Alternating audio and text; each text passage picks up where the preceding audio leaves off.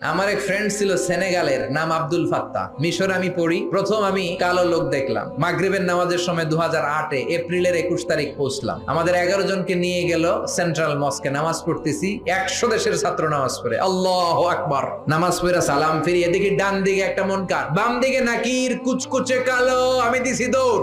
আমাকে যারা রিসিভ করেছে বলল, ভাই মিজান দৌড়াও কেন? আমি কই এরা কারা? কই এরাই তোমার বন্ধু। সর্বনাশ, 5 বছর এগুলোকে থাকতে হবে, তোমাকে গোটা বিশ্বের ইসলাম সম্পর্কে জানতে হবে, গবেষণা করতে হবে, ঠিক না?